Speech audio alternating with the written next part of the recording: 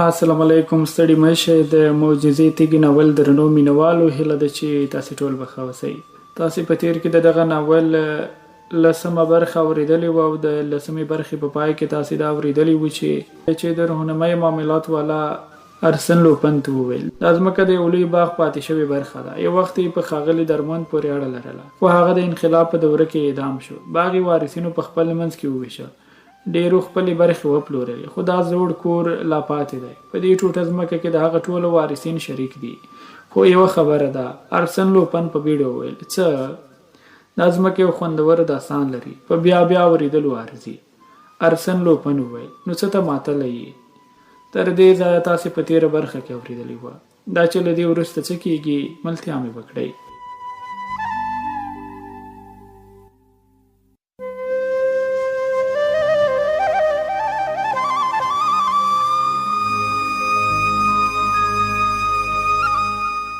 د رهنما والا وویل درته وایم وې د انقلاب په پیل کې د باغ خاوند وه. درمند په دې پلمه چې د میرمنې او لور لیدو ته ورځي په سن ژرمن کې خپل کور ته کل پر واچوه. د ده له قوله میرمن او لوري چې په لوند میده په ژنو کې اوسېدې.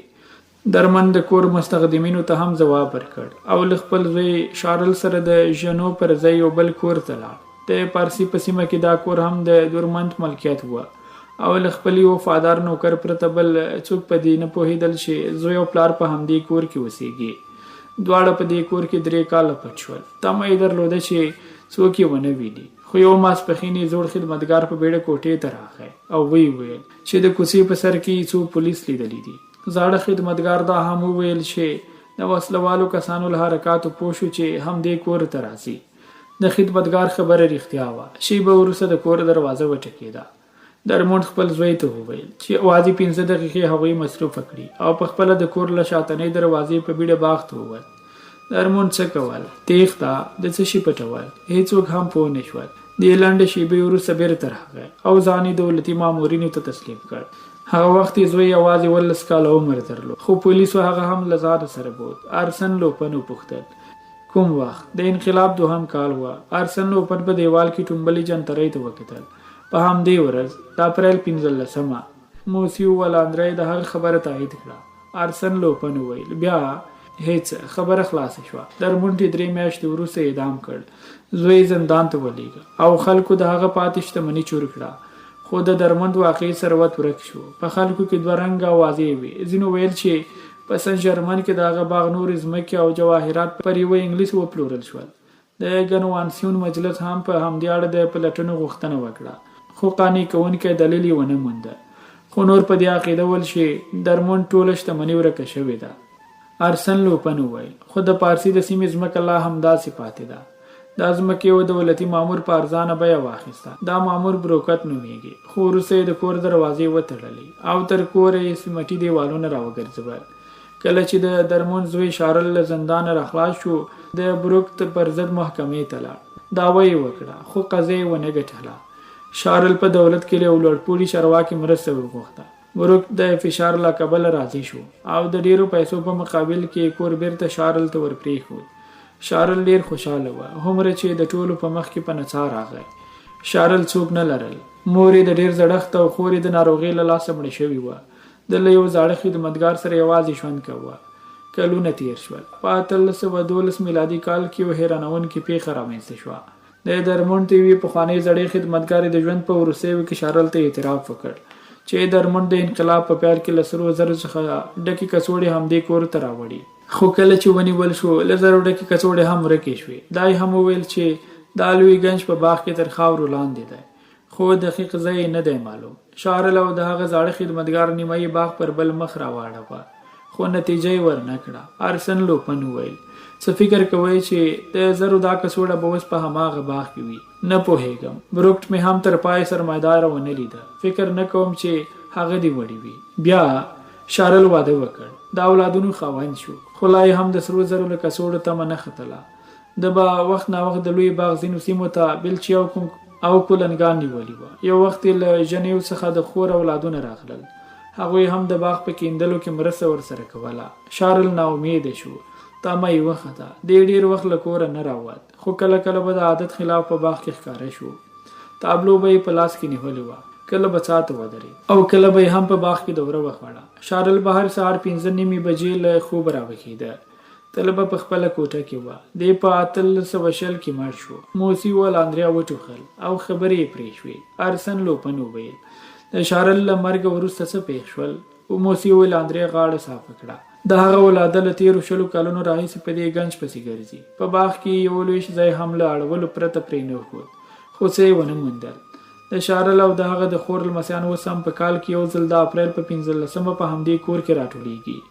لای ته منه ده ختلی، کله کومه تیږه له ځایه راپورته کړي او کله هم څا ته ورښکته شي. له دې کورنۍ پاتې شوي کسان هر کال په همدې ورځ په همدې تاریخ زاړه کور ته راسي، د لیونیانو غوندې حرکتونه کوي او د یوې غیبي پیښې په انتظار ناست وي. دوی د کال له پیل څخه د اپریل 15 ته په تمه وي. هیله لري چې په دې ورځ به یوه معجزه ترسره او د نیکه ګرانبیه خزانه به ومومي. په دوی کې له یوې ښځې پرته نور ټول په غربت کې ژوند کوي. هر یوه د یو باغ خپله برخه خرڅه کړه، خو ټول په یو اتفاق د زاړه کور له پلورلو څخه ډډه کوي. دوی ته دا برخه د زیارت په شان مقدسه ده او په هیڅ صورت یې پلورلو ته غاړه نه ږدي. دوی په دې عقیده دي چې یو ورځ به یې د نیکه خزانه له څا څخه راووځي. ارسن لوپن خپلو اوږو ته ټکان ورکړل. سګرټ یې بلکوه. د دوکان مالک ته یې وکتل او ویې ویل ښاغلیا، تاسو په دې اړه څه فکر کوئ؟ ولاندری په خپلو زربیني عینکو سپین دسمال تیر کړ. زه په دې باور یم چې هیڅ هم نشته. هسې یې د لیونۍ خدمتګارې په خبرو باور کړی. له بل لوري باغ ټول وکیندل شو. که خزانه به یې تر اوسه به راوتلې وه. ارسن لوپن دیوال ته وکتل. نو دا یو رنګه تابلوګانې څه معنا لري؟ نه پوهېږم، خو درمند ښه رسام وه. کټ مټ دې ته ورته 2 نورې تابلوګانې هم منظور کړې وې. ارسن لوپن ولاړ شو. له دیواله یې تابلو راواخیسته، پر میز یې کېښوده، په ځیر یې ورته وکتل. ولاندری وویل یوه یې همدا ده، بله یې د درمند د یوې لمسۍ په کور کې راځړېږي او له درېیمې نه یم خبر. ارسن لوپن ما ته وکتل، ویې ویل په 3 تابلوګانو کې یو تاریخ لیکلی، د اپریل 15. ولاندری وویل په ټولو تابلوګانو کې 2-4-15 لیکل شوي دي. درمند په 1994 کال په همدې ورځ ونیول شو. د ارسن لوپن شونډې وخوځېدې. دا په دې معنا ده چې د 2 عدد. یو دم غلی شو. ولاندری ته یې وکتل. له دې کورنۍ پرته بل چا د دې ګنج د پیدا کولو هڅه ونه کړه؟ ولې نه؟ دې اوازې ټول ښار په سر واخیسته. په 1843 کال کې د موسیو توربون په نوم یو مشهور دولتي مامور له دې قضیې سره دلچسپي وښوده. د 18 ځله په باغ کې کیندنې وکړې. وروسته یې د درمند د کورنۍ د غړیو په خوښه فالبینان او جادوګران راوغوښتل. هغوی ژمنه وکړه چې دا ګنج به پیدا کوي، خو بریالي نه شول. بیا دا کور د دولت بودیجې لپاره مهم وګڼل شو. دولت امر وکړ که درمند له اولادې پرته کوم بل څوک غواړي چې په همدې سیمه کې کیندنې وکړي، دولت ته باید ټیکس ور وسپاري. ارسن لوپن وویل څومره؟ د کیندنو د جواز لپاره 10,000 فرانکه، خو که یې ګنج وموند په 3 برخو کې به 2 برخې حکومت ته سپاري. له هغې راوروسته ډېرو کسانو د ګنج له پیدا کولو سره علاقه ونه ښوده. ارسن لوپن جیب ته لاس کړ. ویې ویل مهرباني وکړئ، دا یې هم 10,000 فرانکه. هیله کوم د دولت اجازه لیک راته واخلئ. ولاندری په حیرانۍ ورته وکتل. ارسن لوپن وویل یو بل کار هم وکړه. د درمند د کورنۍ غړو ته ووایه چې راتلونکي کال د اپریل په 15 په همدې کور کې زما په تمه اوسي. ولاندری وویل ته لیونی یې، هلته هیڅ هم نشته، هسې اوازې دي. خیر ته به خپله برخه کمیشن واخلي. ولاندری قلم ور واخیسته او د پیسو د اخیستلو رسید یې ولیکه. کاغذ یې ارسن لوپن ته ونیوه. ویې ویل هیله کوم د پښیمانۍ په صورت کې باید اپریل تر 15 8 ورځې مخکې خبر راکړئ، خو زه به تر بل اپریل د درمند وارثینو ته څه نه وایم. نه غواړم چې دې بې وزله خلکو ته د ګنج د پیدا کولو بې ځایه تمه پیدا شي. ارسن لوپن په خبره کې ورولوېده. نه، همدا نن یې خبر کړه. غواړم چې یو کال خوشحاله اوسي.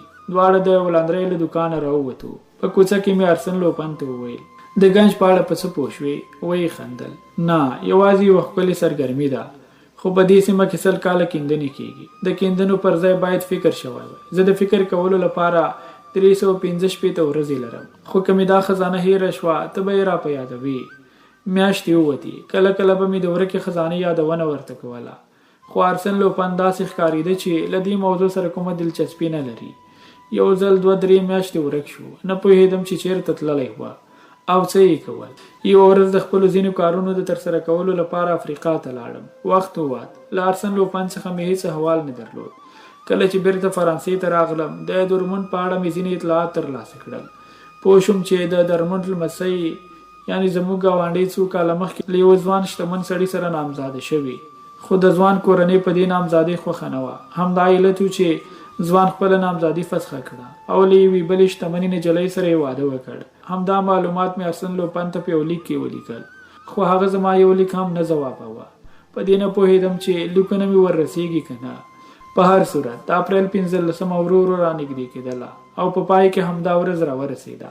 خو د ارسن لوپن درک نه وه. د غرمې له ډوډۍ وروسته د پارسي سیمې ته ورغلم. د کوڅې په سر کې مې 4 کارګر ماشومان ولیدل چې د درمند د زاړه کور مخې ته ولاړ ول. د یوې زړې ونې سیوري ته ودرېدم. د معاملاتو د لارښوونې د دفتر مشر ولاندری راغی. په مینه یې روغبړ وکړ. ویل یې ښه نو ملګری دې لا تر اوسه نه دی راغلی. لنډ ځواب مې ورکړ. نه. ولاندری ټوخي واخیست. ویې پړنجل. له لمره سیوري ته شو. ویل د درمند د کورنۍ غړي مې لا پخوا خبر کړي وه. بې وزلو ته تمه پیدا شوې ده، خو کاش کې مې نه وای ورته ویلي. ساده ملګري درک نشته. د کور دروازه خلاصه شوه. ډله کسان ترې راووتل. ټولو زړې جامې اغوستې وې. له څېرو ناهیلې ښکارېدل. دوی تر موږ راتاو شول. د ارسن لوپن په اړه یې پوښتنې کولې. هغوی ته مې وویل چې راځي، خو په زړه کې په خپله خبره شکي وم. زما ګاونډی وویل که هغه رانغی بیا. مخکې تر دې چې ځواب ورکړم سوالګر بوډا وویل ولاندری ته 10,000 فرانک ایښي دي، که یې درک ونه لګېد دا پیسې باید موږ ته راکړي. په خپلو منځو کې به یې وویشو. خو دې خبرې یو هم خوشحاله نه کړ. په څېرو کې ناامیدي له ورایه ښکارېدله. وخت ووت. دوو ډنګرو مېرمنو دیوال ته خوار ولي ولګول. خیرن چاغ سړی عصباني وه. وروسته یې غوسه له کنټروله ووته. له خولې یې لاړې باد شوې. ویل د احمق سړي پر موږ ملنډې ووهلې. له کار او غریبۍ وایستلو. په اوله ورځ لا پوهېدم چې دروغ وایي. بیا یې په غوسه ماته وکتل. تر خولې یې سپکې سپورې راووتې او غلی ودرېد. د موټر سایکل غږ راغی. غږ په چټکۍ سره رانږدې کېده. ورمېږونه کاږه شول. یو څوک پر موټر سایکل سپور وه. جامې او څېره یې په خاورو ککړه وه. په موټر سایکل پسې لیکه دوړه ښکارېدله. موټر سایکل نږدې ودرېد. سړي ته مې په ځیر وکتل. آه خدایه! ارسن لوپن وه. زړې او شکېدلې جامې یې اغوستې وې. څېره یې له دوړو نه پېژندل کېده. ولاندری زما غوږ ته خوله رانږدې کړه. غلط شوی خو به نه یم. ارسن لوپن یې خبره واورېده. ویې خندل. مخکې راغی. ویل نه، یوازې بریتونه مې خریلي دي. ذهن دې سم کار کوي. لاس یې راکړ. وروسته یې له جیبه یو کاغذ راوایسته. ښاغلی ولاندریه، دا یې هم د پیسو رسید. بیا یو ماشوم ته وویل هله له ښاره یو کرایه موټر راوله. ماشوم حیران سترګې ورته نیولې وې. ارسن لوپن خپل ساعت ته وکتل. یو دم یې چیغه کړه هله نو ژر، وږی یم، له تندې مې ستونی وچ دی، یوازې 15 دقیقې وخت لرم. هلک منډه واخیسته. زاړه ګدا ارسن لوپن ته د وچې ډوډۍ څنډه ونیوله. ارسن لوپن دیوال ته کېناسته. پر کلکه ډوډۍ یې غاښونه ټینګ کړل. په ډکه خوله یې وویل بخښنه غواړم. په لاره کې ریل له پټلۍ ووت. 15 نفره مړه شول. اړوم چې له زخمیانو سره مرسته وکړم. وروسته مې همدا زوړ موټر سایکل کرایه کړ. تر دې ځایه مې ځان راورساوه. ښاغلی ولاندریه، هیله کوم دا موټر سایکل د هغه خاوند ته وسپاره. نوم یې د موټر سایکل پر ټانکۍ لیکلی دی. ارسن لوپن خبرې کولې او له حاضرینو یې د ناوخته راتګ له امله بخښنه وغوښته. وروسته یې یو دم وویل موټر راغی. ساعت ته یې وکتل. وخت تېر دی. ټولو په حیرانۍ ارسن لوپن ته کتل. ډاډه وم. هغه باور چې ما پر ارسن لوپن درلود نورو نه ورباندې کاوه. شیبه وروسته ټول انګړ ته ولاړه. څا ته ور نږدې شو. څا ته نږدې لویه تیږه وه. تیږه تر ډېره د انسان هغه مجسمې ته پاتې کېدله چې پر ملا کړوپ وي او پر اوږو یو مرمرین لوښی نیولی وي. په لوښي کې غشي د ورته ډبرین تیر ښکارېده. تیږه زړه وه. د وخت په تېرېدو سره یې رنګ بدل شوی وه او په هغې کې نقاشي شوي خطونه سم نه ښکارېدل. ارسن لوپن یوه دقیقه تیږې ته وکتل. وروسته یې ورو وویل هیله کوم یو چاړه راکړئ. چاغ سړي له جیبه تېره چاقو راوایسته. ارسن لوپن لومړی خپل ساعت او بیا غشي ته وکتل. شیبه وروسته د غشي د سیوري څوکه د تیږې پر لاندنۍ برخه ولګېده. ارسن لوپن هماغه ځای ته چاقو سیخ کړ. په احتیاط یې راشنه شوي واښه لرې کړل. یو درس پیدا شو. دوه ګوتې ور وغځولې. یو کوچنی شی یې راوایسته. په دسمال یې پاک کړ. لمر ته یې ونیوه. په ځیر ځیر یې ورته وکتل. ویل ښاغلی ولاندریه، دا در سره وساته. ولاندری رېږدېدلی لاس ور وغځاوه. ارسن لوپن وویل د الماس یوه وړه ټوټه ده. د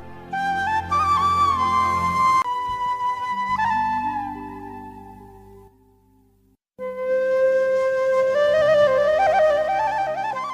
درنو اوریدونکو دا و د معجزې تیږې ناول 11مه برخه چې ما رحمت الله همه درته وړاندې کړه.